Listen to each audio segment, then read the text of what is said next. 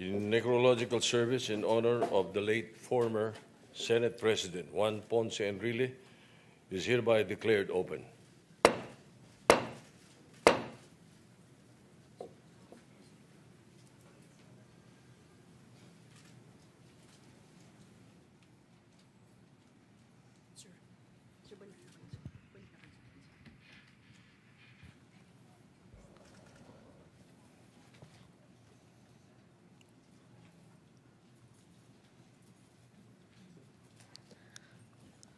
Please rise for the Lord's Prayer to be sung by Los Cantantes de Manila.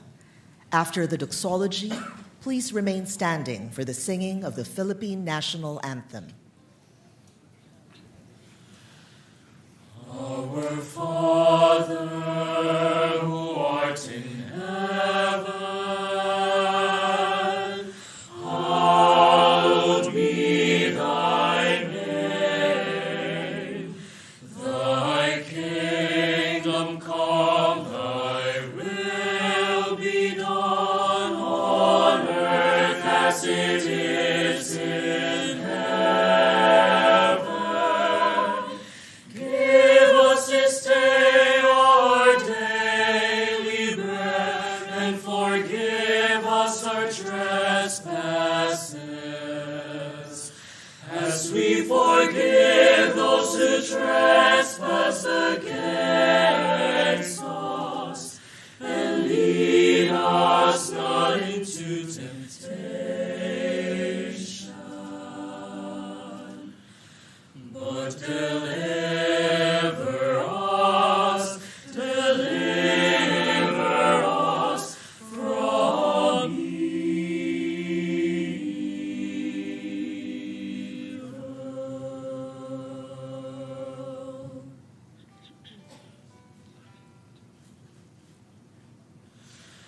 Bayang magiliw, pela sa silanganan, alam ng puso, sa dibdib mo'y buhay. Lupang hinirang, duyan ka ng magiting, sa manlulupig, di ka pasisiin. Sa dagat at bundok, sa simayan, sa langit bumagaw, may dilag kang tula at awit sa paglayang minamahal. Ang kislap ng watawat mo'y tagumpay na nagdilingning, ang bituin at araw niyang kailan, ang may di magdidilim. Lupa ng araw na may hatid pagsinta, buhay langit sa piling mo. Aming ligaya na pag may mga api, ang mamatay ng dahil sa'yo.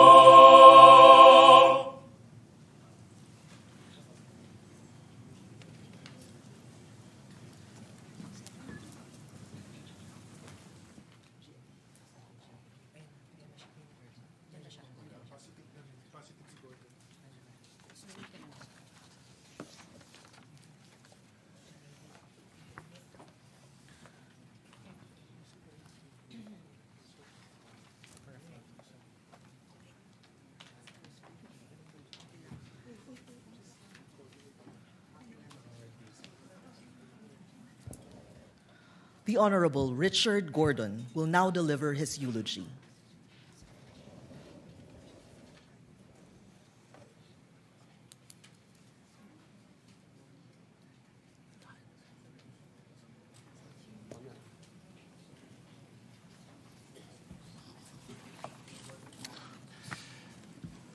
Good morning, everyone. I'd like to greet our first and foremost the family of Senate President Juan Ponce Enrile, Katrina,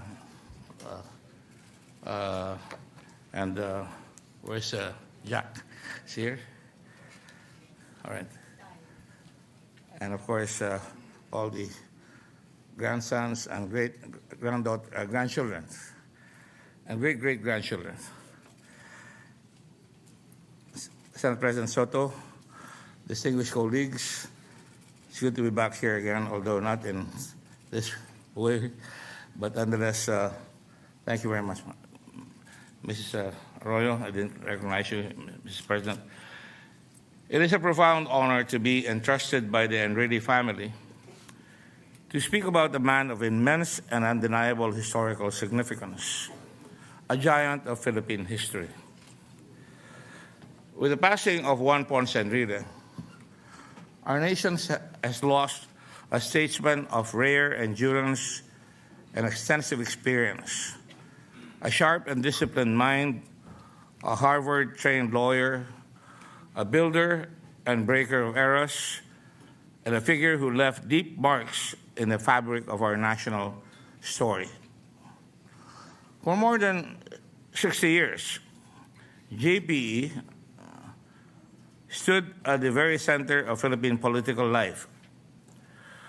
Through the defining years of martial law, the restoration of democracy, his long service at the Senate, and across generations of reform, upheaval, and renewal.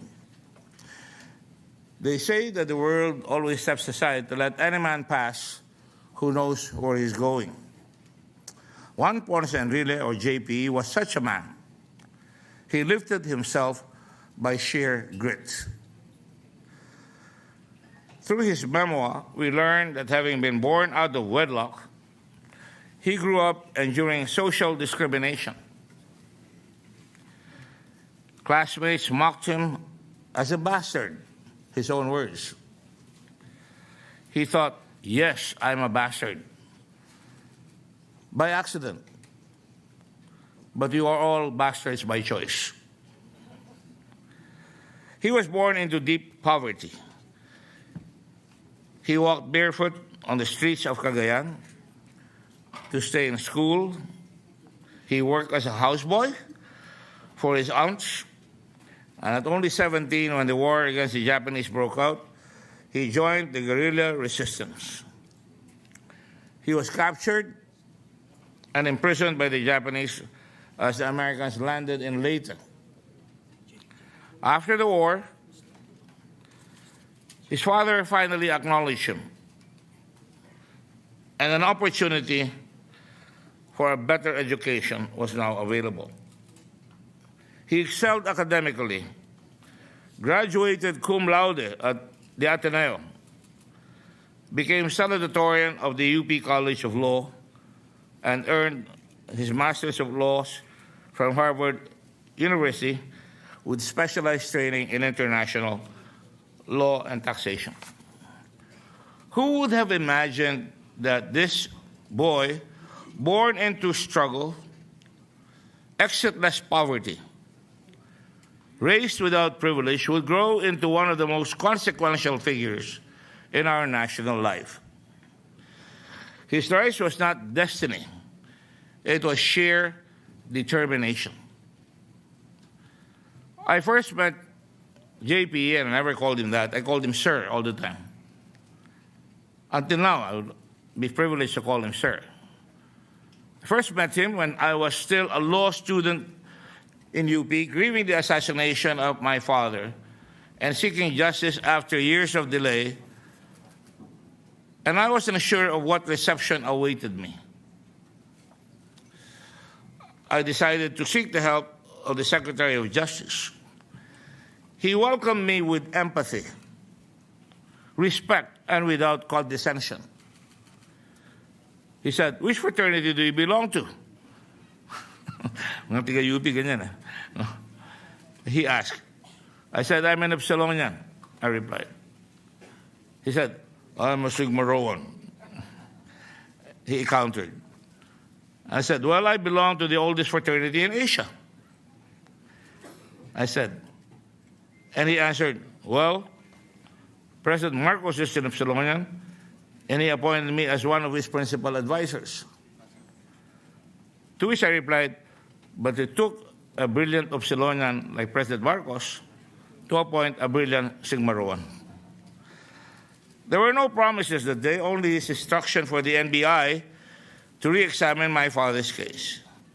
But before I left his office, his words stayed with me.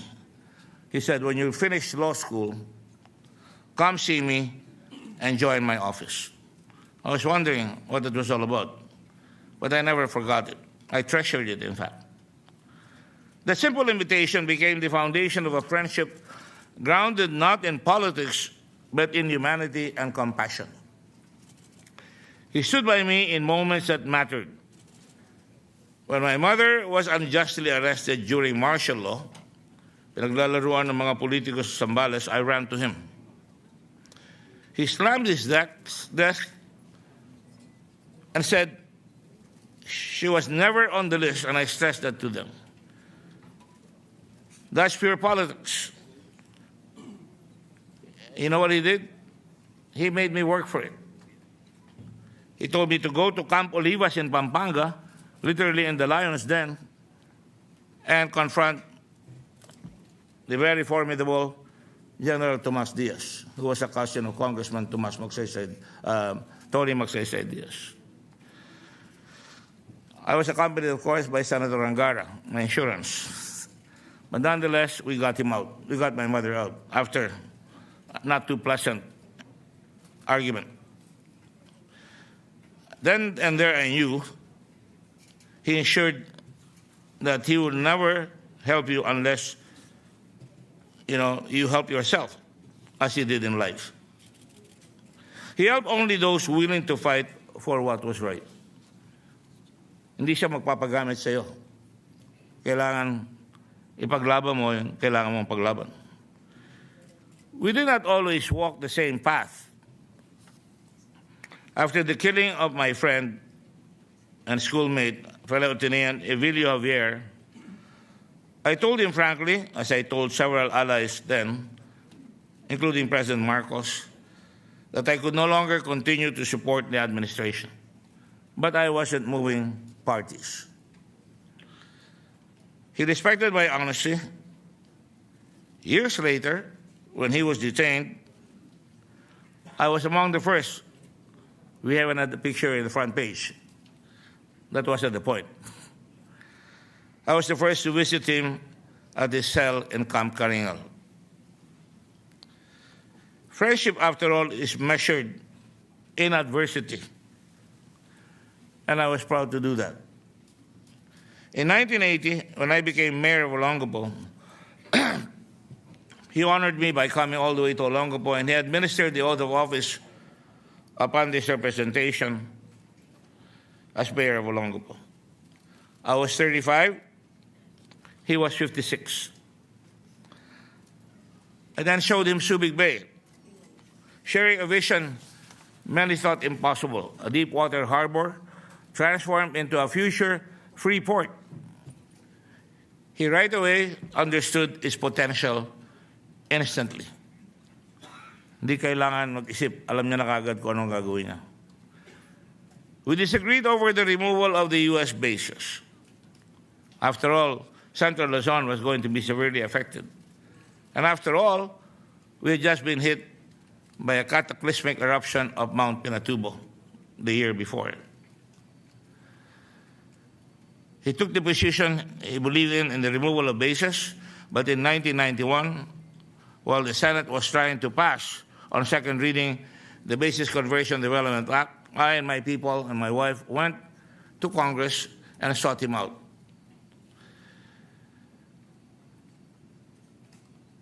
He understood us right away, understood the severity of our people's plight. Pinatubo had devastated us. Clark Field was looted. Our economy teetered. I went to him and said, our people's rice bowls, nabasag po lahat yung hapagkainan namin, and they have been broken. We are suffering. Sir, I said, do you remember the vision I shared when you administered my office as mayor of Olongapo? And I said, we must make the free port real. Despite the bill being late in the process, he acted swiftly. He spoke with Senator Shahani, Senator Angara, Senate President Joey Salonga, who finally said, we remove the bases. We must now help the people who bore the cost. Tens of thousands of people from Central Luzon came daily, particularly from Olongapo, to plead. JPE saw them, and he felt their struggle. He helped. When the BCDA law passed, along with SBMA, with just a handful of crucial provisions. It changed history. Subic rose, then Clark, and later Cagayan, which he authored, and Zamboanga as free ports. It was an honor for JPE to recognize the role we played in the success of Subic. But the truth is, without JPE, Subic and Clark would not be the success they became. She was one of the few senators who understood what the free port was, competing with Hong Kong and making sure that it was a special customs territory, separate from the country. Our friendship was not defined by agreement, but by honesty. He was direct, blunt, and even if he disagreed, he told you immediately. But when he believed in you, he supported you completely. Huwag kang magugulat. Mukhang leon, pero may pusong mamon. Hahabulin mo lang at palalabasin mo yung tunay na character ni Juan Ponce and Enrile. People will debate his legacy. Ganyan tayo mga Pilipino. As they should. Mag-debate na kayo hanggang gusto ninyo. Anyone who stands at the heart of power for decades, nasa gitna siya, tumaya siya, through storms, transitions, and crisis, will face both admiration and severe criticism. JPE lived with contradictions, shouldered impossible expectations, and made decisions others feared to make. Few men have carried such burdens for so long. Antindi. Talagang naninindigan. Minumura kaliwat kanan, pero talagang may paninindigan. And one thing I must tell you, he never fled the country.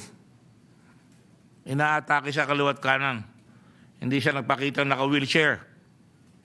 Hindi siya nagpakita na natatakot. Hindi siya umalis, sinarap niya ang mga nanunuliksa at lumabas yung tunay na pagkatao niya. Yet beyond politics, there were lighter days. Birthdays, celebrations, and long talks about where the Philippines should go. Even after the Senate years, our conversations continued. I don't know if Katrina remembers. She called me one night. Her father was in a condo. In fact, I had visited him in the hospital and I asked all the people, parang standing room orchestra yung kanyang hospital room. And I said, lumabas nga kayong lahat dyan. Ako si Dr. Gordon ng Red Cross. Baka makahawa pa kayo dyan at makasama pa kayo. And indeed, they did. This time I went to the condo, and what was he doing? He was in the dark with a little light. He had a computer with parang a big magnifying glass, and he was reading. Reading was something that he never forsook. And I can tell you, pinagalitan pa ako, nagbabasa ka ba? And I remember some of the books he recommended to me, and I looked for it in my library last night. The Accidental Superpower, America. And he was looking at what was happening in the West Philippine Sea and was, in fact, tutoring me on what was going to happen in the future in this part of the world. Before he passed, and before I do that, I sat beside him somewhere here for a long time. And it never ceased to amaze me what this man was capable of. Yung iba, lumilipad, nakikipag-chismis. But this man was memorizing the Rubaiyat of Omar Khayyam. Ewan kung maintindihan ni Senator Zubiri yun. Naintindihan niya, no?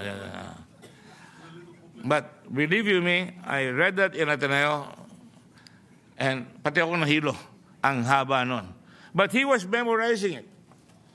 He was preparing not to be senile, not to be cared for. He was practicing his mind all the time. Pwede nyo minimemorya niya, subukan nyo basahin yung Rubaiyat of Omar Khayyam.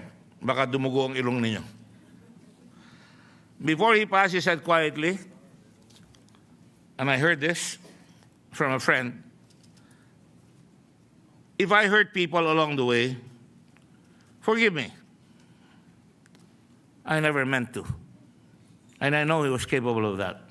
Walang kaduda-duda sa aking kaisipan niyan. Those words came from a formidable, sharp-witted man who shaped so much of our political life, one who carried the weight of a lifetime from birth without progeny to struggling for an education and making sure he got his education and used it for his country. He carried the weight of a lifetime spent in the arena, political, moral, and personal. To Christina, Jacques, Katrina, and the entire Enrile family, and all the grandchildren and great-grandchildren, Kate and I extend our deepest sympathies. I honor not only the public figure, but the husband, father, and pillar you knew intimately. To the nation, I say, remember him in full. In my days studying philosophy in my alma mater, I remember what one of our professors would say, reality manifests itself in profiles. Profiles. Ngayong araw na ito makikita mong profile, tomorrow ito, the next day iba. And to the nation, I say remember him in full. Not as a single headline or chapter, but as a man who rose from poverty, navigated impossible paths, wrestled with contradictions, endured controversies, and remained through it all a mind of uncommon brilliance and a spirit of exceptional will. Loved and served his country as he could, to the last breath of his body. And I know that for a fact, knowing him. May not agree with it, take my word for it, that was what he is. Our paths did not always align. Pati kami, nag-aaway kumisan, but we always end up beautifully. But they converge whenever duty and principle called in. In those moments, we found friendship, respect, something that we have lost in this country. Respect. And shared purpose. Again, something that we should remind ourselves of. Shared visions, shared struggles, shared victories. Juan Ponce Enrile lived an extraordinarily long life.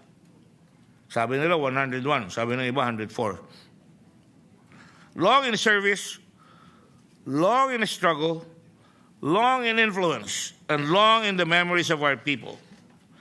Challenges that would have broken lesser men only made him stand firmer. Today I bid farewell to the man I knew as a father, if I may, a mentor, a friend, a fighter, a thinker, and one of the most indomitable forces in our nation's political history. May he rest in the peace he earned across a lifetime of service and sacrifice. I'm sure you'll be happy with him, our Lord in heaven. Thank you all very much.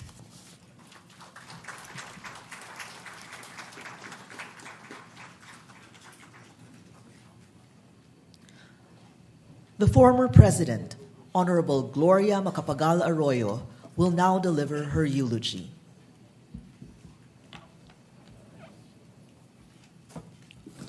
To the family of Mother Juan Ponce Enrile, my deepest condolences. Senate President Sotto, honorable senators, ladies and gentlemen. Juan Ponce Enrile will surely go down in history as one of the most awe-inspiring political figures of our time, truly a legend in his own lifetime. To many, the legend is rooted in his role as the formidable Secretary of Defense during the martial law years. But he grew beyond that legend through the sheer force of his intelligence, political skill, and powerful presence.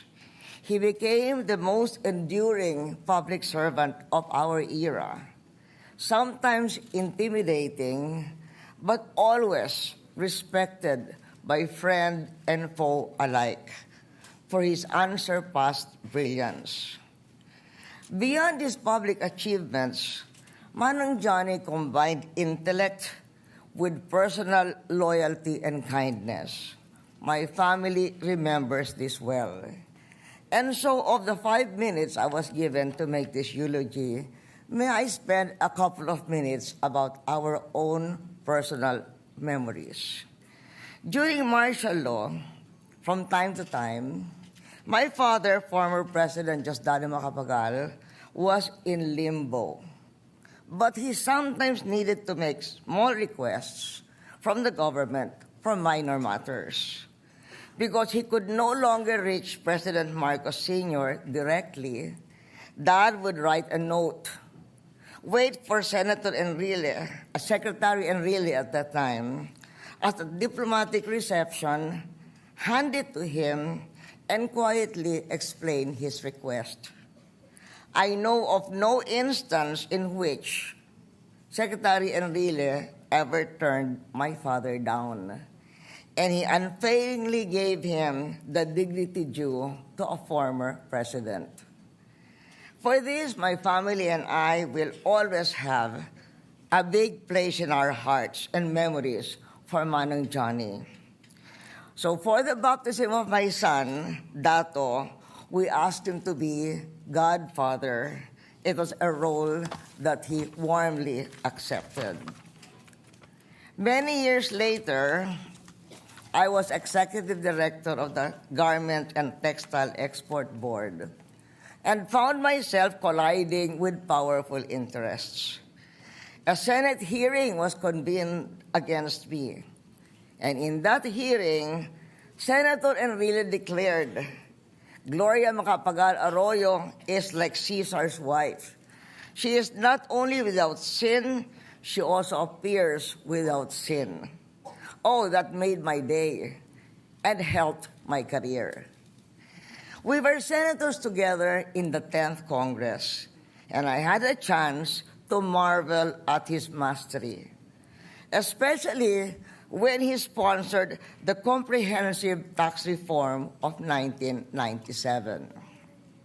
When I was president, he sponsored the Human Security Act of 2007, something which our country needed to address the threat of terrorism to the national security of the country.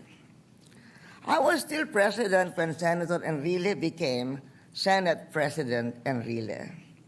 Under his leadership, the Senate passed many measures, a lot of them really important to my administration. May I just mention a few of them? The Comprehensive Agrarian Reform Program Extension Act, the Expanded Senior Citizens Act, and the Real Estate Investment Act for social reform as well as for improving the investment climate. In the aftermath of the Maguindanao massacre, he was in Malacanang Palace, working late into the night, helping me craft my proclamation of martial law in Maguindanao. Manang Johnny lived many lives in one lifetime. Successful lawyer, bank chairman, insurance commissioner, customs commissioner, finance secretary, justice secretary, defense secretary, batasang pambansa member, congressman, senator, Senate president, and finally, chief presidential legal counsel. Few Filipinos have served the Republic in so many capacities, across so many eras, with such longevity and impact. The sharpness of his mind matched his longevity. Even in his later years, he stayed intellectually awesome, arguing with precision, recalling history with detail, and offering counsel grounded in decades of experience. He was, up to the end, a statesman of rare endurance. His clarity of thought and force of will continued to shape national discourse well into his twilight years. As we bid farewell to Manong Johnny Ponce Enrile, Secretary, Senate President, we remember not only the legend that he became, but also, for my person and my family, the man of loyalty, depth, and humanity behind the legend. His imprint in our nation and the lives he touched will endure. May a grateful nation remember him with respect and appreciation. Manong Johnny, rest in peace and thank you.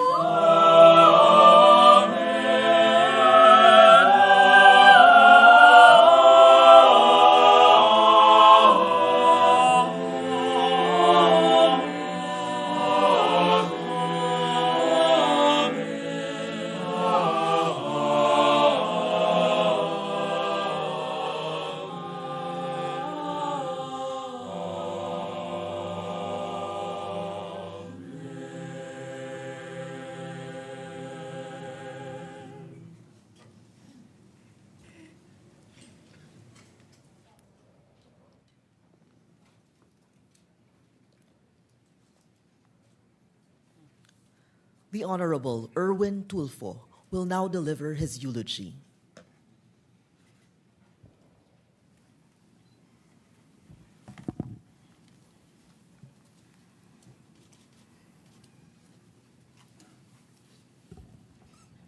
To Miss Katrina and to the entire Ponce Enrile clan,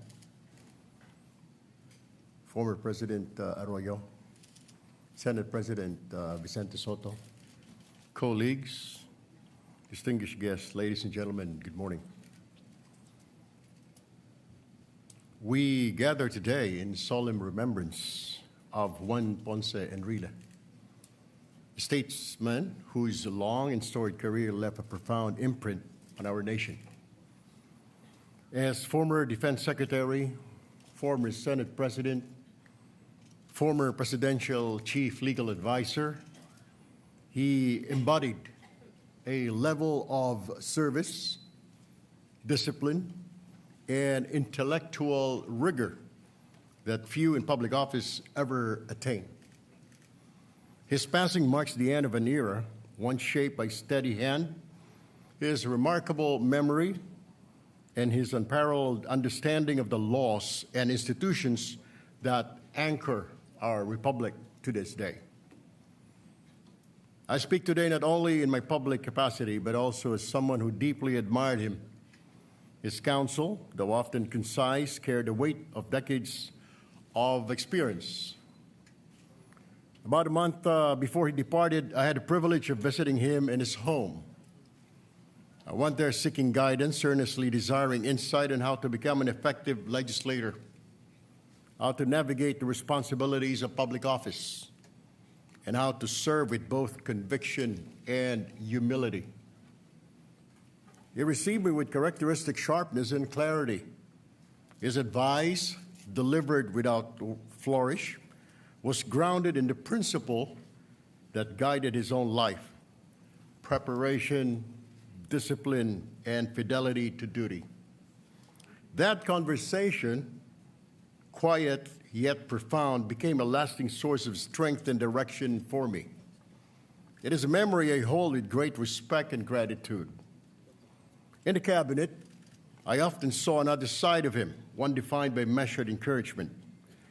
As Secretary of Social Welfare, before I would present programs and assessments before the cabinet, and he would listen intently.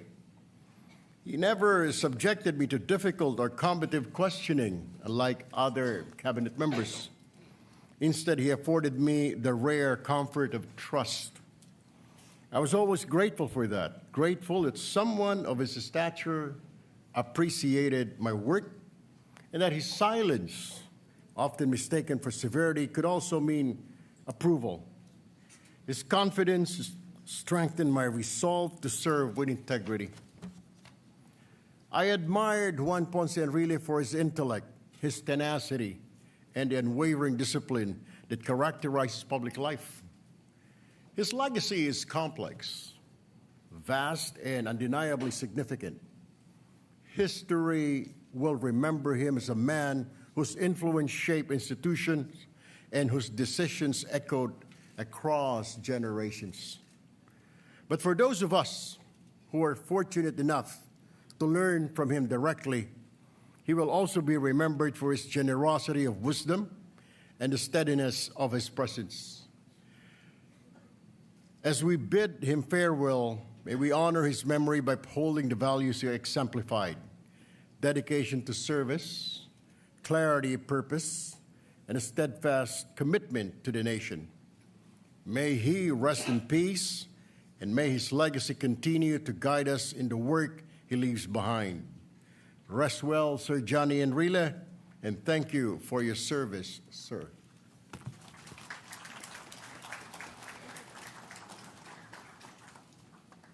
The Honorable Robin Hood Padilla will now deliver his eulogy.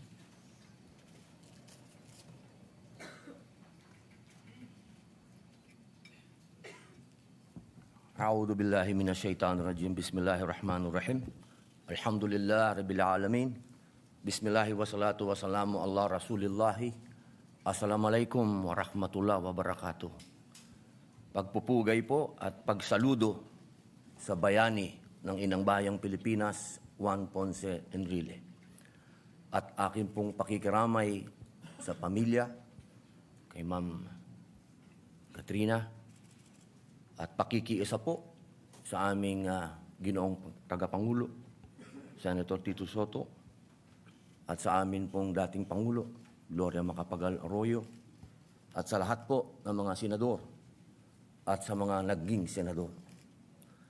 Mga mahal kong kababayan, sa maiksing panahon po, ako po ay nagkaroon ng personal na karanasan sa ating bayani. Ito po yung panahon na ako po ay naging senador. Naalala ko pa po nung panahon na kami po ay nakakapasok pa sa Malacanang. Ako po ay kanyang pinatawag. Ako po ay laging nasa gilid-gilid lang. Pero nung panahon na yun, ako po'y pinahanap niya sa kanyang aide. Nagulat po ako. Ang sabi ng aide niya, pinapatawag ka ni Enrile. Natakot po ako. Sabi ko, bakit kaya? Ako po'y pumunta, siya po'y nakaupo sa gilid. Meron po siyang magandang pwesto sa tabi ng pintuan. Pinaupo po niya ako. Sabi niya, meron kang mga panukala. Opo, alin po doon? Gusto kitang makausap. Ngayon po ba? Huwag dito maingay, sabi niya. Pupuntahan mo ako sa bahay. lalo po akong natakot sa bahay niyo po. Oo, kailangan tayong mag-usap. So, pagkatapos po ng ilang araw, dumating po ako sa kanyang bahay.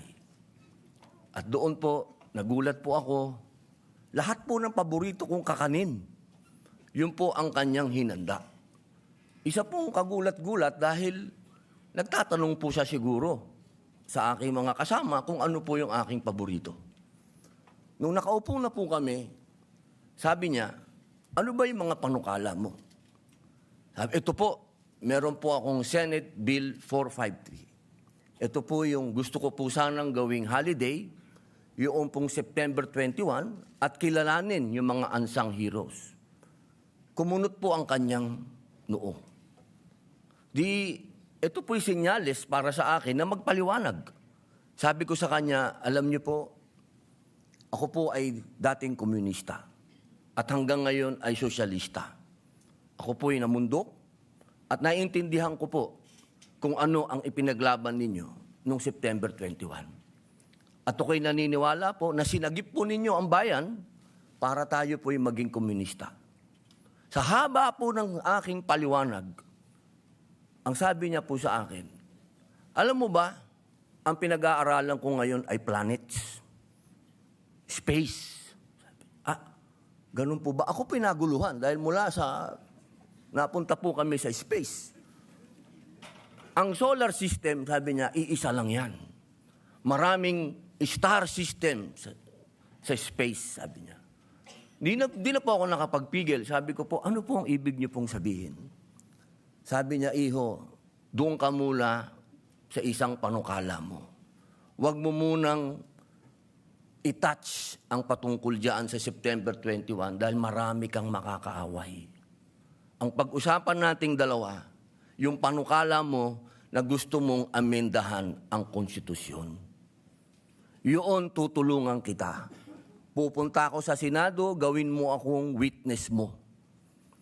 Ang sabi niya sa akin, maraming nang mamaliit sa'yo, pero hindi kita mamaliitin. Palalakasin ko pa ang loob mo.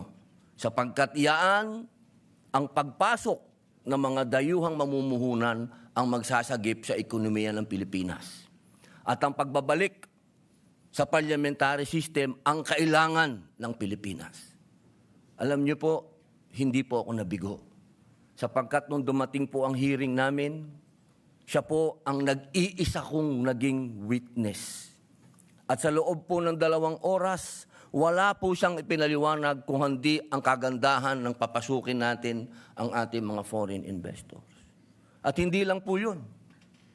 Pagkatapos po niyang mag-witness sa akin, nung kanya pong 99th birthday, akala ko po tapos na po. Hindi po, personal po niya po akong tinawagan at sinabi niyang kailangan kang dumating sa birthday ko. Dahil meron tayong tipan na hindi ka titigil na maipasa yung pinangako mo sa aking panukala. Yan po ang aking hindi makakalimutan. Isang taong alamat, isang taong pag nasasabi po natin isang naglalakad na library, isang kasaysayan, hindi po siya napabilang sa mga nang maliit sa akin. Maraming salamat po. Mabuhay po kayo.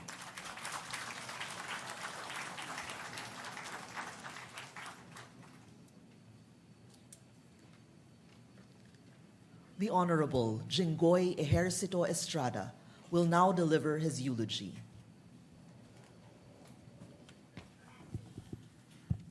Good morning. In behalf of my parents, former President Joseph Estrada and former First Lady Senator Ejercito Estrada, would like to express our deepest condolences to the family of my mentor, Juan Ponce and Enrile. Former President Gloria Arroyo, Senate President Tito Sotto, my colleagues in the Senate, my former colleagues here in the Senate, ladies and gentlemen, good afternoon. I am fortunate to have received from my Creator a longer time here on earth.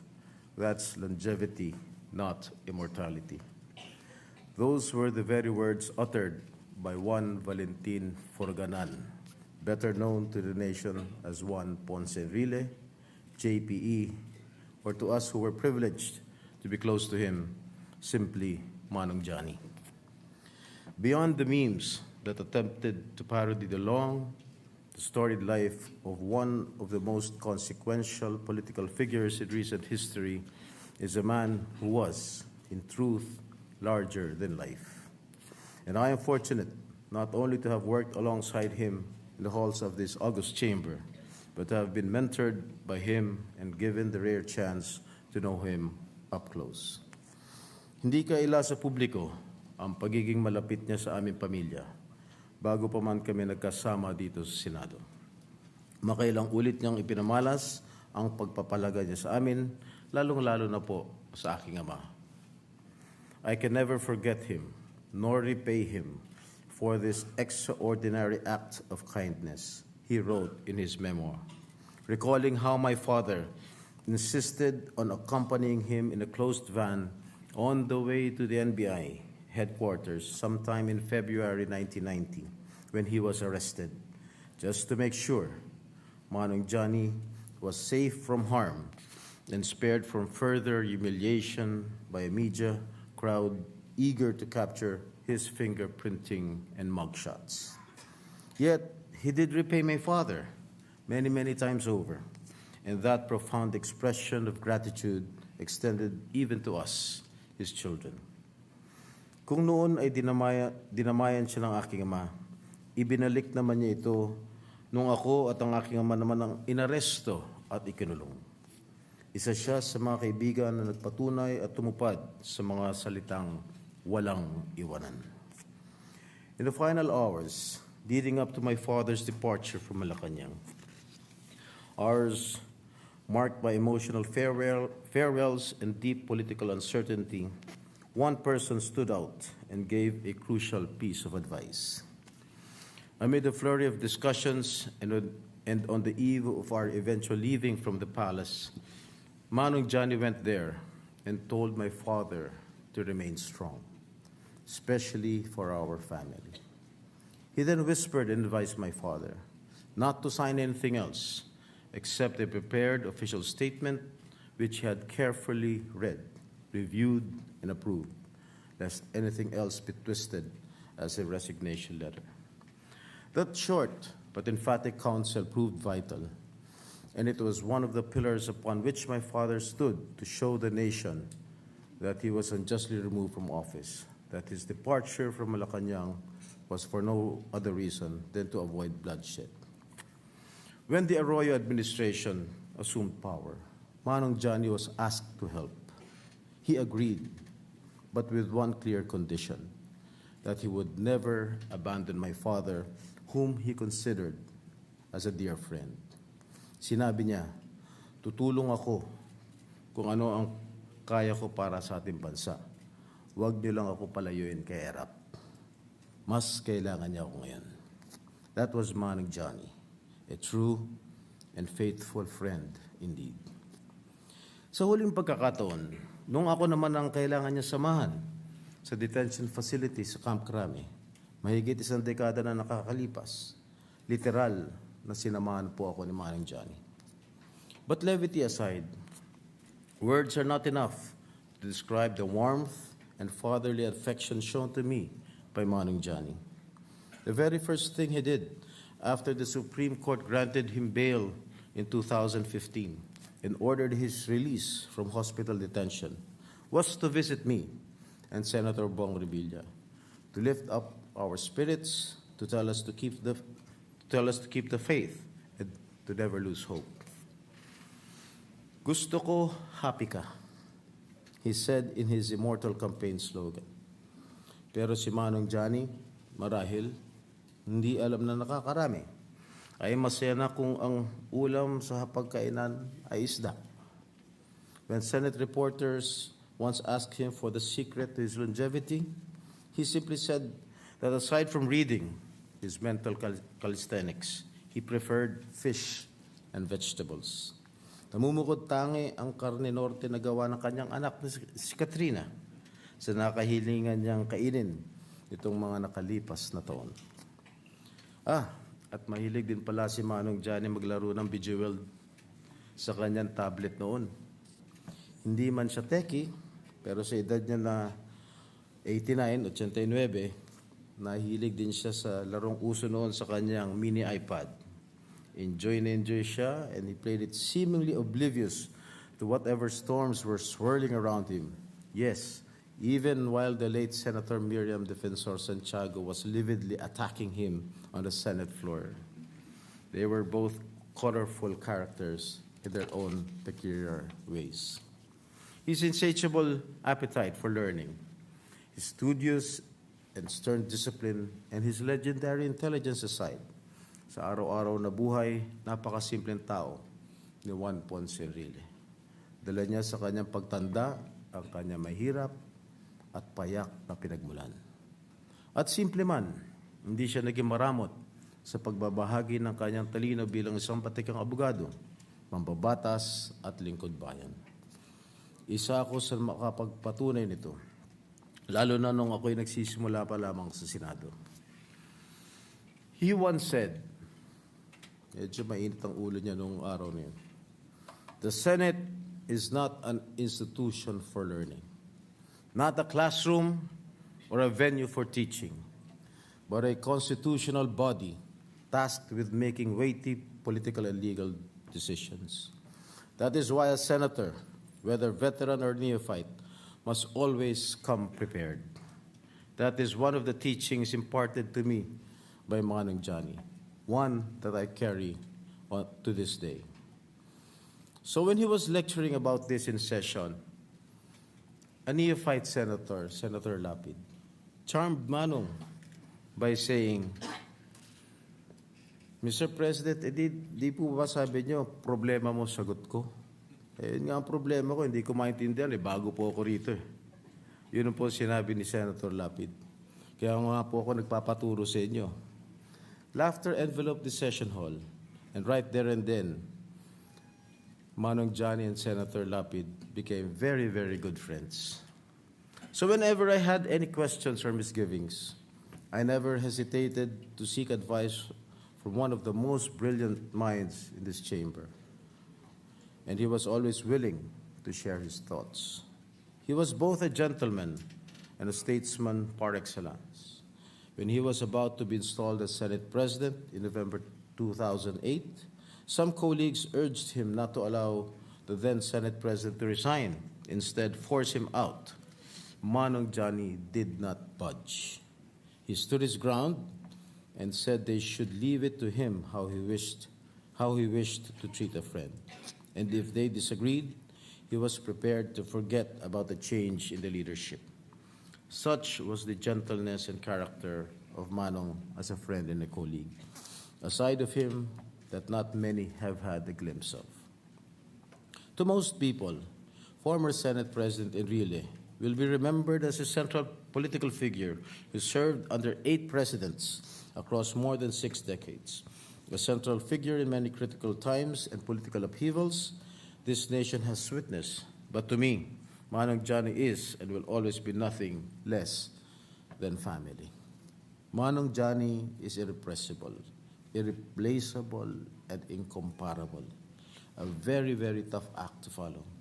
Kahit sa puso ng mga empleyado natin dito sa Senado, ang kanyang kakaibang pagkalinga sa kapakanan ng maliliit na kawani ay hindi nila makakalimutan. Isa siyang tunay na alamat.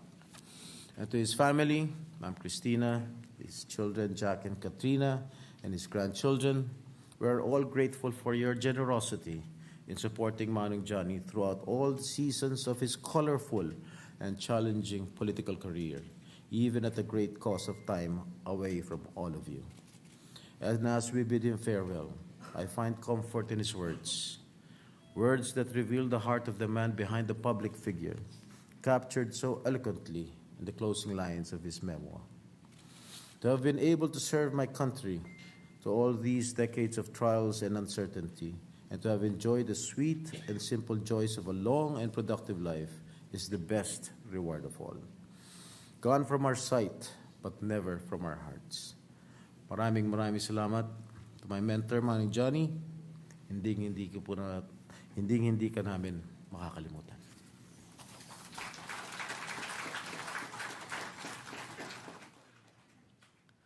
The Honorable Joseph Victor Ejercito will now deliver his eulogy. Sa pamilya po, ni Manong Johnny, kay Katrina, kay Jack at sa buong pamilyang Enrile, sa ating pong Senate President Vicente Sotto, sa ating pong former President Gloria Arroyo, sa ating pong mga kasamahan, sa pong magandang umaga sa inyo lahat. Sa dami po na nagsalita at sa mga nagsaad ng nagawa ni Manong Johnny Enrile, hindi na sana ako tatayo. Ngunit hindi pwedeng palagpasin dahil ako po ay ang unang paghakbang ko rito sa Senado. Talagang panay ka ba ang aking pong naramdaman? Dahil no ako po ay nanalo bilang senador noong 2013, alam naman natin ang Senado ay ibang level na. Nung paglakad ko rito, ang manakasalubong ko, si Miriam Defensor Santiago, Frank Drilon, nasabi ko, naku, mukhang ibang level talaga to, kaya ko ba ito? Tama ba ang pwesto kong pinasukan? At nung paupo na ako, during the first session day, ang katabi ko naman si Juan Ponce Enrile. Dahil alphabetical po. Ngunit kakaiba po, sa halip na ako po ay ma-intimidate, sa halip na ako maging hindi po palagay, bilang isang seatmate, ay naging komportable lagi ako kinakausap ni Manong Johnny. And from time to time, no, he will impart the words of wisdom and knowledge to a neophyte senator like me. Nakakatuwa po na minsan pag may pag-uusapan ho kami, siya pa ho ang pupunta sa aking opisina. Nasabi ko, ako na lang, hindi, hintayin mo ako dyan. At ilang beses na ako'y dinalaw niya sa aking pong opisina. JP was a natural mentor, sharing wisdom generously to the young people, to the young legislators like me. At sabi nga ng aking kapatid, during his idle time, pag hindi siya nagbabasa, siya naglalaro sa kanyang iPad. Sabi ko, Manong Johnny, ba't kayo naglalaro? Parang aking isipan ay tuloy-tuloy na gumagana. So that is probably the reason why he maintains his sharpness through the years.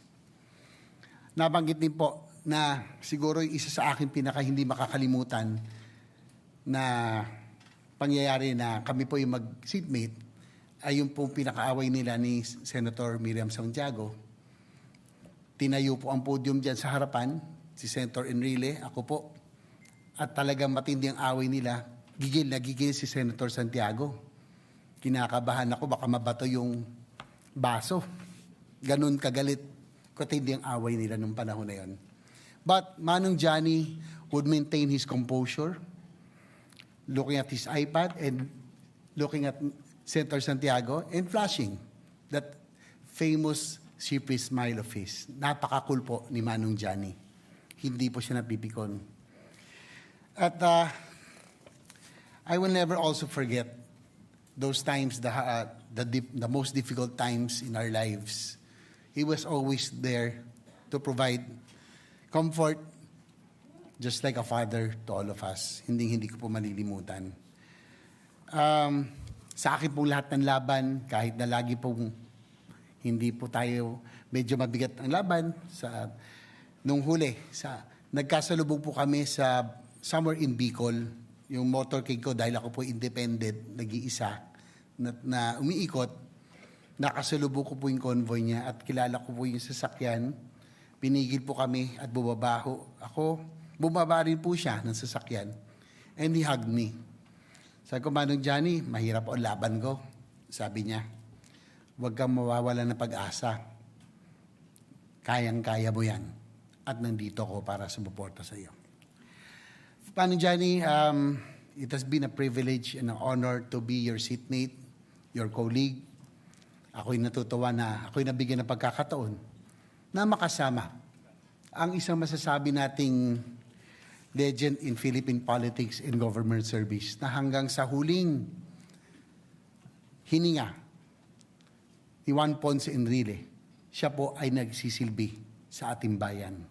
In my last encounter with him, kahit na medyo malabo ng kanyang mata, I would always approach him sa mga ledak at yung, I think yung last was the birthday in Malacanang.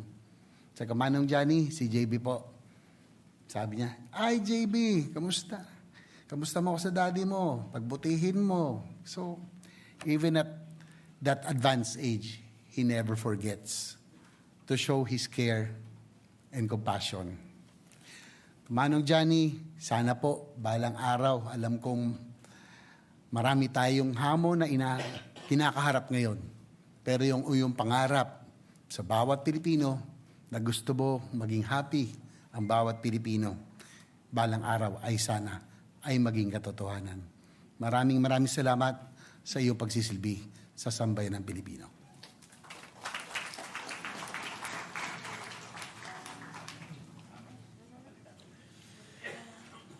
As the deer panteth for the water, so my soul longeth after thee.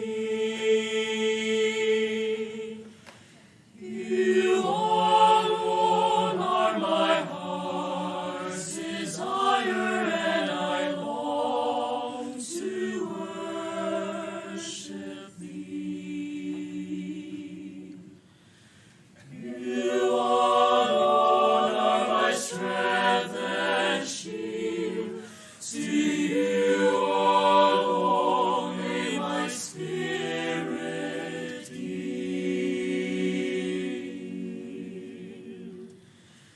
You alone are my heart's desire, and I long to worship thee.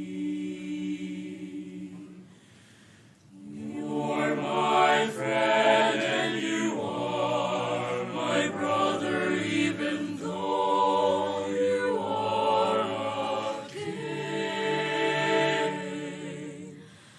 I love you more than any other, so much more than anything. Oh, you alone are my strength and shield. To you alone may my spirit yield. You alone are my heart's desire, and I long to worship thee. And I long to worship thee.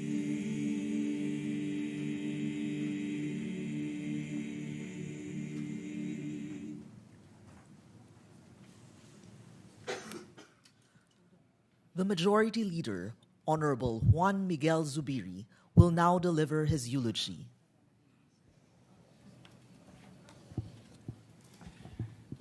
To the Ponce and Enrile family, Ma'am Katrina, and all the children, grandchildren, nephews, nieces, my deepest condolences. To former President Gloria Arroyo, to Senate President Tito Sotto, to all my colleagues in the Senate. It is hard to believe that the beloved Manong Johnny, the former Senate President, Juan Ponce Enrile, is truly gone. He remained so vital, so present, so relevant to the nation up to his last days. And it was no stretch of the imagination to believe that he would outlive us all and be around forever. As a matter of fact, he probably was the oldest secretary ever to hold office. I think the Guinness Book of World Records should give him that distinction. Just last year, he was here with us to receive our Senate resolution honoring him for his life's work. He was over 100 years old, already wheelchair-bound, but his mind was as sharp as ever, and he gave an insightful an inspiring message of gratitude. No script, no preparation, and it was a moment to behold when we listened to him give his acceptance speech. 1 year later, here we are, honoring him again, one last time, for this singularly brilliant man. Manong Johnny was, with no exaggeration, a giant among us. We learn our history, he lived it, shaped it even. We dream of change, he led a coup that paved the way for a revolution. He was never one to sit and watch history unfold as he turned the pages himself. It is hard to imagine that this country would look like without Manong Johnny and his maverick leadership and the sheer brilliance of the good senator. Among the many hats he has worn, he was Finance Secretary, Justice Secretary, Defense Secretary, a member of the House of Representatives, a member of the Batasan Pambansa, a senator, and one of our longest-serving senators at that. And of course, we fondly know him as the Senate President that we loved. And he continued to serve his country until his last days, offering sharp and invaluable insight as the Chief Presidential Legal Counsel. He is the mind behind landmark laws such as the Comprehensive Tax Reform Law, the Human Security Act, and the Philippine Competition Act, many others. And he always provided crucial legal wisdom and questioning that helped strengthen all the measures that he steered as Senate leader. But despite his towering and enduring presence in Philippine politics, he was humble and hardworking as anyone. When he was a senator, he was here every day. And he was always working, and he would always make sure that he opened the sessions. And when I was a neophyte senator back in the 14th Congress, he readily took me as majority leader when he was elected as Senate President. He believed in me when I didn't believe in myself, when I didn't believe that I could do the job of being a majority leader. And I could fondly recall that there was a day that they called me to the presidential suite of the Sofitel. And I did not know why. It was Senator Edangara who called me there. And when I came up to the presidential suite, I saw Manong Johnny, the likes of course, Senator Angara, Senator Marojas, and many other distinguished senators that were there. And I said, I'm in the presence of great leaders of the Senate. I was just in my first year, a year and a half in this institution. And it was then when they asked me to be his majority floor leader, and I said, I've just been a year old in the Senate. I'm at all with so many of these leaders. How can I be their majority leader? That was the time when Senator Drilon was there, Senator Miriam Defensor Santiago, Senator Manny Villar, and many other distinguished senators at that time. And Senator Nene Pimentel and all. And he took me aside with Senator Angara. He was tapping my chest and said, "You can do it, Migs. I believe in you, and I will help you." When he said that, I was completely disarmed, and I said, I will do my best, Mr. President. He showed me the ropes of legislation like a father to a son. And like a father to a son, he could be strict and quick to anger. We know that when we make our mistakes. But at the same time, he was comforting and understanding when he saw that you were trying your best. And I remember in that room, Senator Dick Gordon was there as well in that meeting. And more than anything, when he was comforting and supportive, was what made him a great leader. As mentioned earlier by Senator Jinggoy, he would mentor also Senator Lito Lapid, and many of us. He was a formidable statesman, but a kind mentor. He was always generous with his time, always ready to pass his knowledge forward, and always ready to shepherd less experienced colleagues. And I'm very, very grateful to have learned under his wing. And he must have taught me well, because this is my 4th time as majority leader. And, you know, he didn't make my work very difficult. I did not have to make necessary motions on the floor, because he would rule so well in the rostrum that nobody else could question his ruling. And that was it. And we continued the day. I treasure my memories of our Senate caucuses with Senate President Enrile. I would remember Senator Lacson, Senator Honasan, myself, and many other senators would sit in the Senate President's lounge upstairs when he would talk about his previous experiences and the discussions that we had on the floor. And he would say, if we would try to amend the law, like the Immigration Act, which was a 1935 law, and several other laws, he would tell us, I know that law because I helped craft that law many, many years ago, 50 years ago. And he would explain to us the rationale of each and every law. And we were grateful to him for all that experience he was sharing with us. He called it, and you know, my dear colleagues, his brilliance. No? We were trying to absorb the legal brilliance and his deep institutional knowledge. And I would think, here's a man who has seen it all and lived it all. And still in 2011, I was surprised when he said, and this was during my resignation in 2011, from the rostrum, he couldn't believe that I was going to resign. I think it was the first time a senator ever resigned out of delicadeza. He called it a rare show of moral courage, saying it was the first time in his memory that the senator showed honor ahead of himself. I was humbled and grateful to hear those kind words, and they continue to guide me to this day. Honor before self, bayon bago sarili. To Ma'am Christina, Jack, Katrina, and all of Manong Johnny's loved ones, my heart is with you. Thank you for sharing Manong Johnny with us. We in the Senate will always uphold his legacy of service, and we promise that. To end my eulogy, I would just like to quote the last 2 stanzas of one of Manong Johnny's favorite poems, and I know that he used to like the Rubaiyat of Omar Khayyam, Tito Dick, is because he used to carry that booklet with him everywhere he'd go. And whenever I'd go up to the rostrum, he would be reading it and writing notes on the side. I think that should be put in a museum, because he wrote a lot of notes on the side of that beautiful little book. And to end, I would just like to quote the last 2 stanzas of a poem from William Ernest Henley called Invictus. Beyond this place of wrath and tears looms but horror of the shade, and yet the menace of the years finds and shall find me unafraid. It matters not how straight the gate, how charged with punishments the scroll. I am master of my faith, and I'm captain of my soul.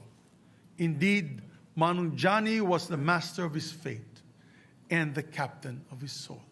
Once again, my deepest condolences to the Ponce and Enrile family. Thank you.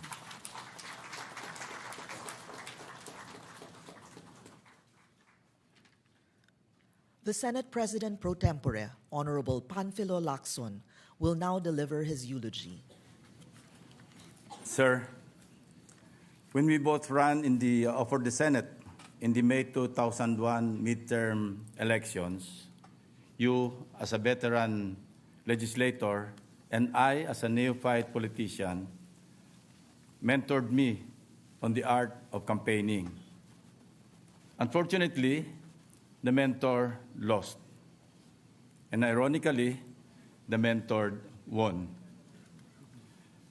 After the election, you asked me na sabi mo sa akin, Ping, kunin mo yung aking mga legislative staff. Magagaling yon. Of course I did. So in my first term as a senator, my office was not built from scratch. It was built on trust.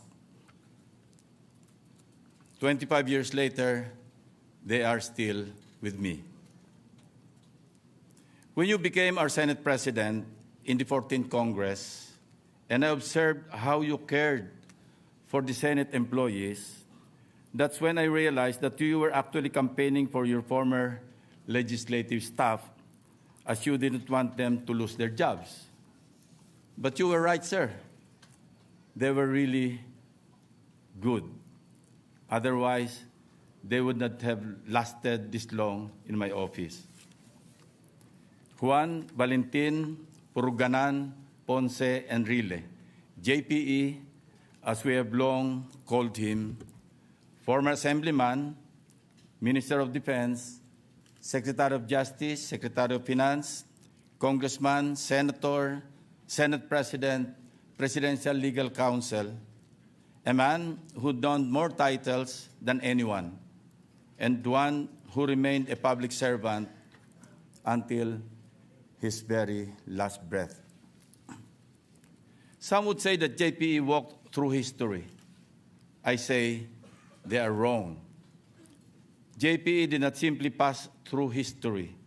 He walked alongside it, making sure that he stood at its center, witnessing every halt and turn, leaving a mark in every stride.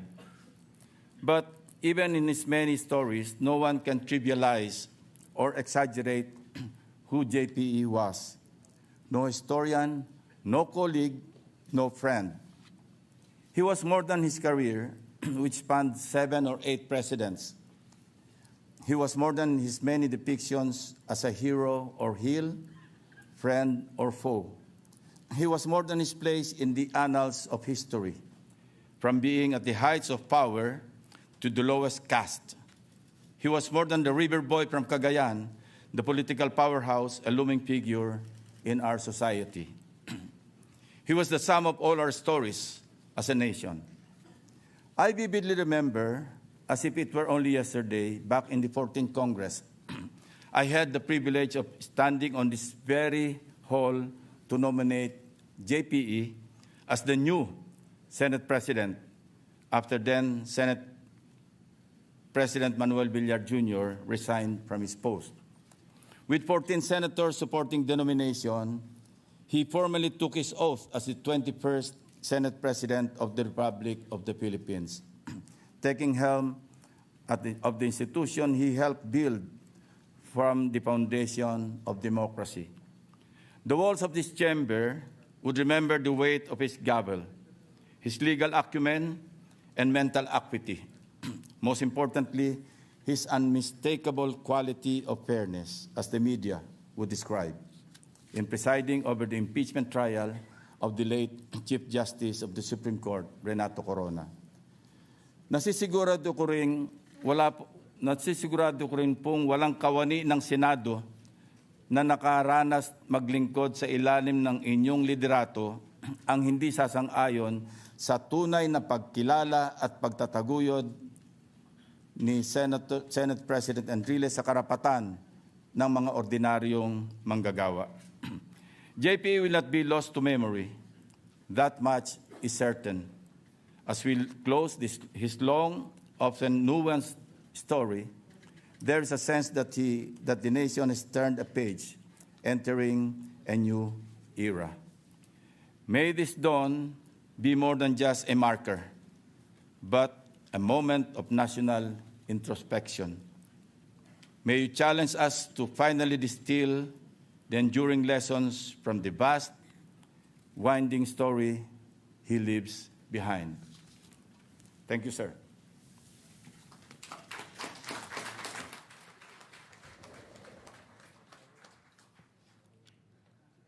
The Secretary of the Senate, Attorney Renato Bantug Jr., will now read the title of Senate Resolution Number 30. Senate Resolution Number 30. Resolution expressing the deepest sympathies and profound condolences of the Senate on the death of the former Senate President, Honorable Juan Ponce Enrile. Adopted 17 November 2025, signed Vicente C. Sotto III, President of the Senate.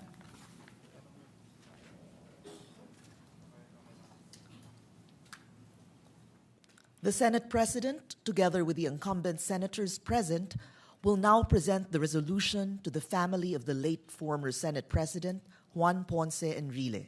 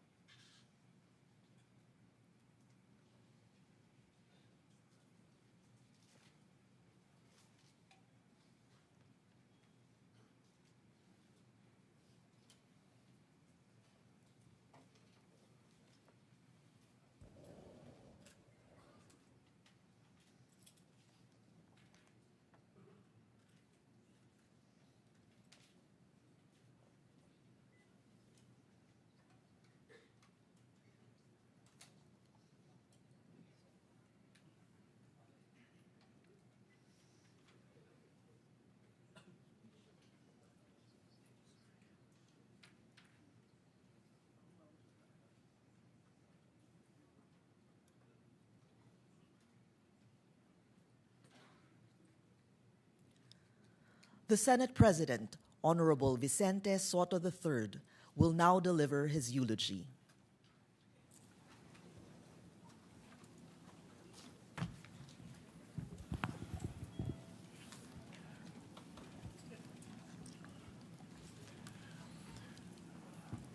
This day, we not only mourn, but celebrate the life and accomplishments of Mano Johnny. He leaves behind a legacy that not only reverberates and echoes through these walls, but throughout our nation. On behalf of the Philippine Senate and on behalf of my own family, I convey our sincerest and deepest sympathies and condolences to the family of the Juan Ponce Enrile of Philippine history and politics and law. He once walked on this very floor as a senator, proposed legislation, investigated persons, heard testimonies, where he debated crucial points, played crucial roles. He likewise climbed that center chair as president of this chamber, presided over an impeachment trial, clashed words with fellow senators, shook hands with confirmed appointments of the President's cabinet, including the cabinet of President Gloria Arroyo. He was one of us, among many other offices that he held with distinction. As Shakespeare said in Julius Caesar, he was a friend, faithful and just to me. More than that, he was a man who knew the cost of being a public servant. Its impossible choices, its burdens, and frankly, its loneliness. However, he still chose to serve for 6 decades. Juan Ponce Enrile's public service record covers 8 presidencies, as mentioned, from Ferdinand Edralin Marcos in 1968 to Ferdinand Romualdez Marcos in 2025. It was a roller coaster ride in tandem with the history of the Philippines, with high and low points, with choices and chances taken, and through it all, reaching the finish line in the ripe age of 103. Akala nyo, 101, no? 103. We met around the mid-70s when he was Minister of National Defense through my best friend and bowling buddy, Armando Ponce Enrile, his youngest brother. He was a dear friend, Paring Toti, who introduced me, who incidentally went ahead of him a few days ago. And I now recall why Katrina and I were talking just a few days ago while Mano Johnny was in the ICU. It's because of Toti, Paring Toti. So when Mano Johnny goes to the other side, he would be surprised to see Paring Toti waiting for him, the youngest brother, because Katrina never told him that Toti went ahead. Malamang sasabihin ni Mano Johnny, anong ginagawa mo rito? Nauna ka pa sa akin. I had the good fortune of being a senator myself when he was, and being a fledgling senator that I was in 1992. I easily gravitated around the wise and fatherly figure whom I fondly call Mano Johnny, together with my old senator friends in the 9th Congress who are here present with us. He was a force to reckon with.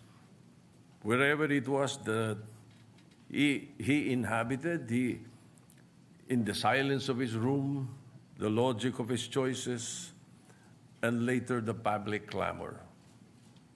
His place in history perhaps will take time to steady till the pendulum of judgment by historians and the people settle to its final repose. He had personal, official, and legal battle.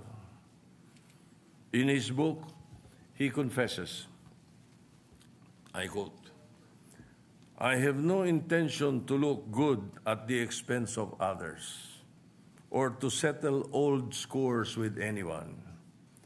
Of my personal battles, I won some and lost some.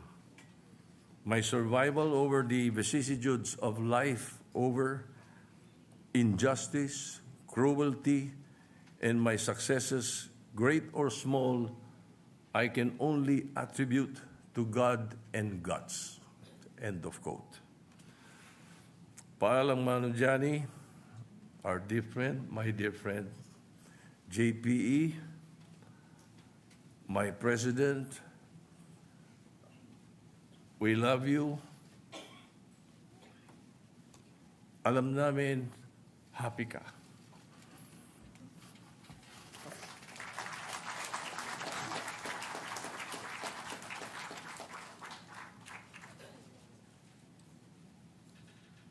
On behalf of the family of the late former Senate President, Juan Ponce Enrile, Ms. Katrina Ponce Enrile will deliver the response.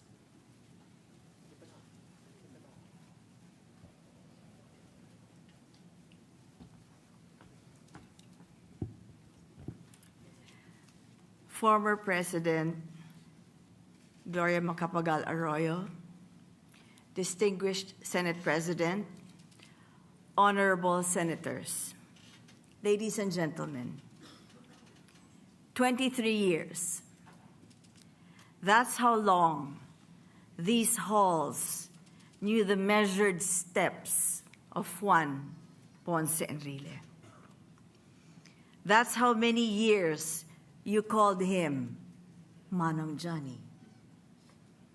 Not out of obligation, but out of genuine affection for a man who understood something vital, that this chamber's true power lies not in its votes, but in its capacity for grace. Senate President Tito Sotto spoke of the loneliness of public service.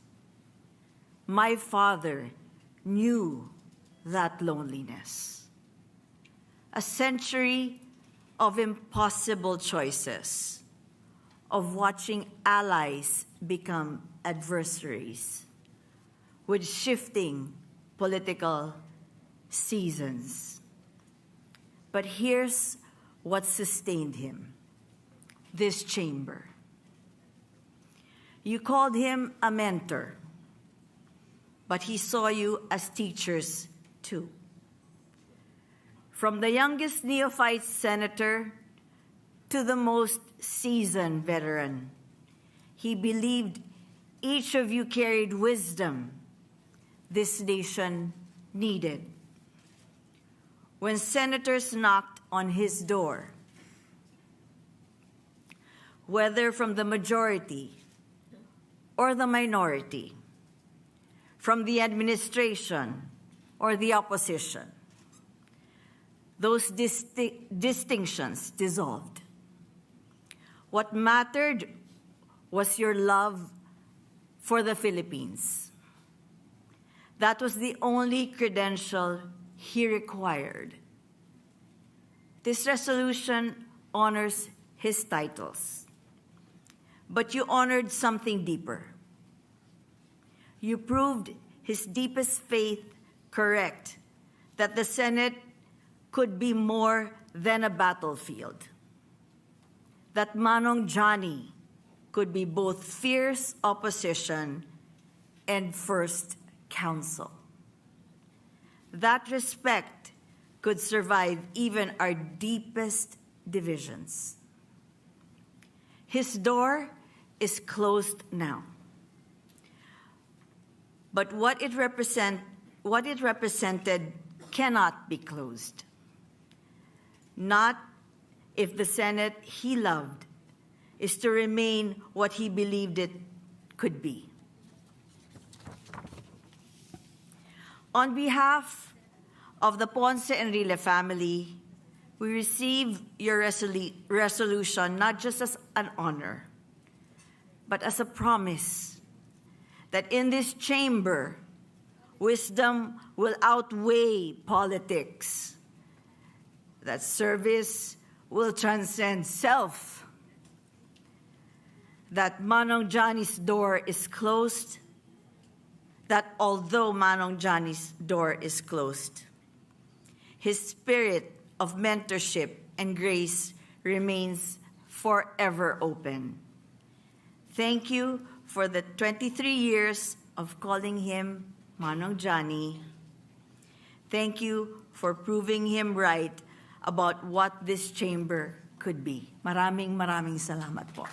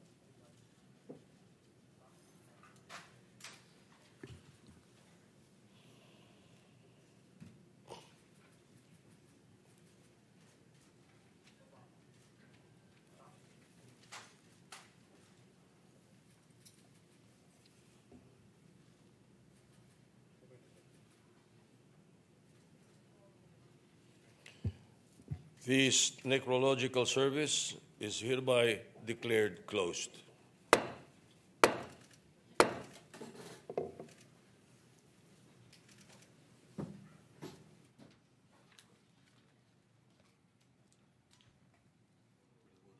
Sir, balik po tayo. Mag-viewing lang po.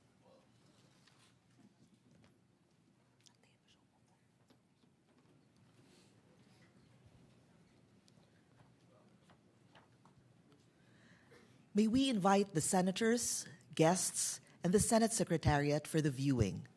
Thereafter, may we invite the senators, the Ponce Enrile family, and their guests to a luncheon at the Recto Laurel Rooms.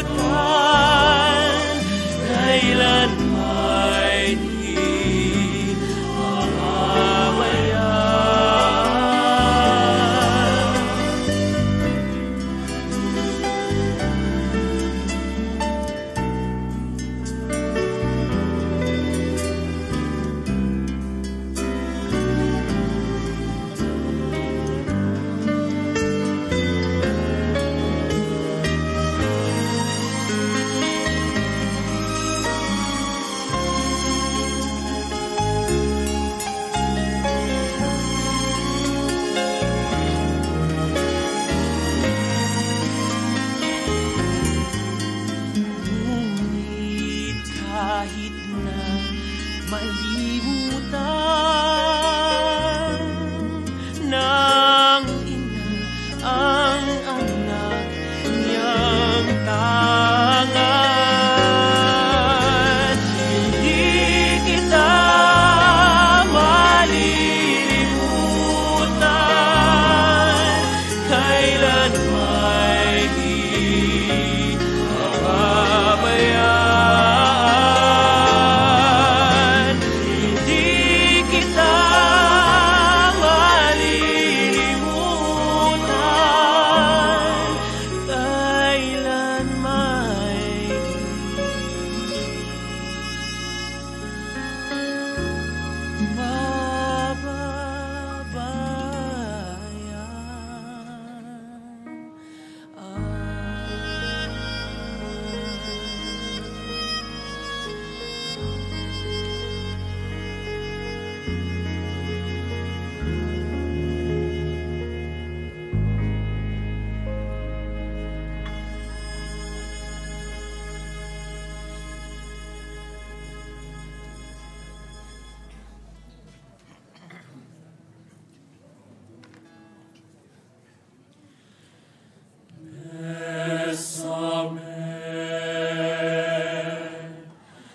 Bésame mucho,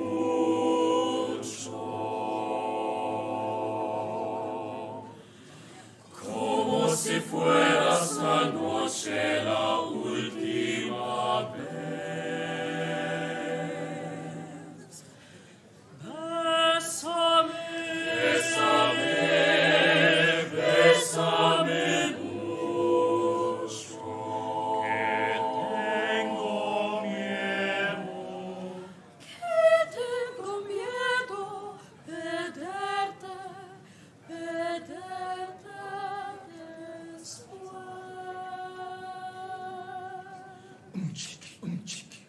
Bésame, bésame mucho, como si fueras la noche la última vez. Sí, la última. Bésame, bésame mucho, que tengo miedo perderte después. Quiero tenerte muy cerca, mirarme en tus ojos, verte junto a mí. Piensa que tal vez mañana yo ya estaré lejos, muy lejos de ti. Bésame, bésame mucho, como si fueras la noche la última vez. Sí, la última. Bésame, bésame mucho, que tengo miedo perderte después.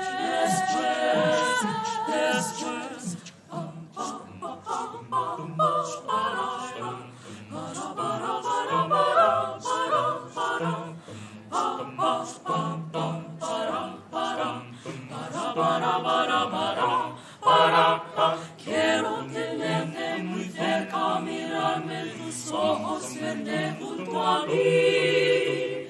Piensa que tal vez mañana yo ya estaré lejos, muy lejos de ti. Bésame, bésame mucho, como si fueras la noche la última vez. Sí, la última. Bésame, bésame mucho,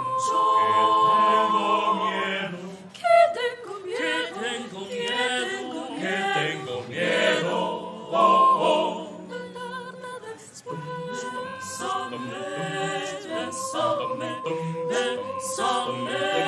Bésame, ay, bésame, bésame mucho.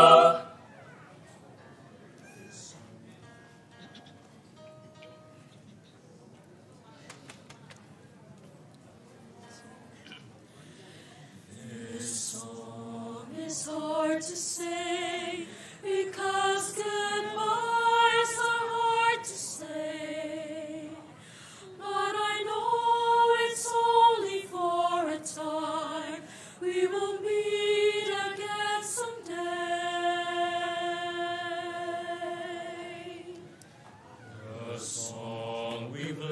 and song will keep ringing in my heart till the melodies keep echoing, and help me do my part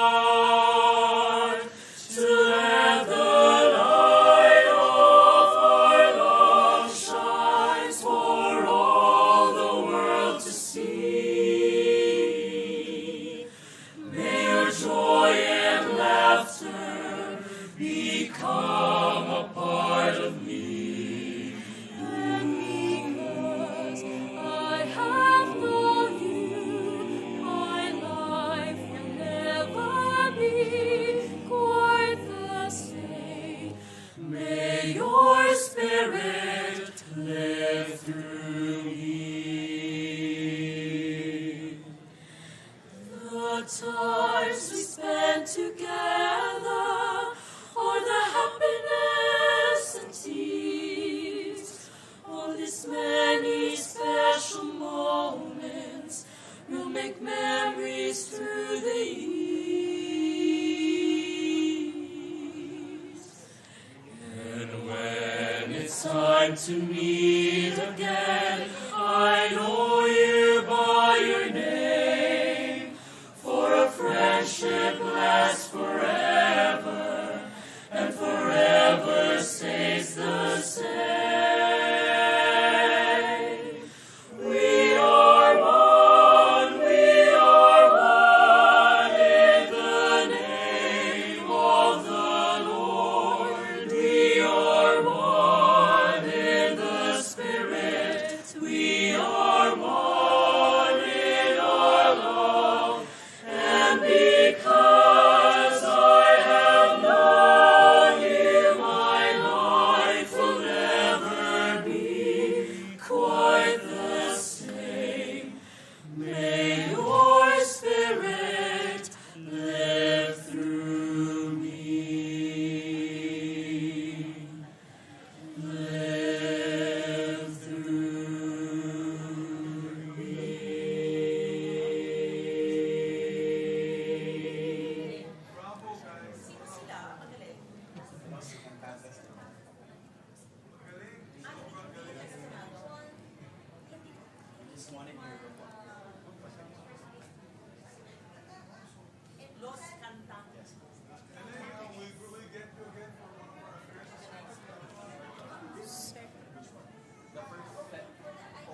Opening po na.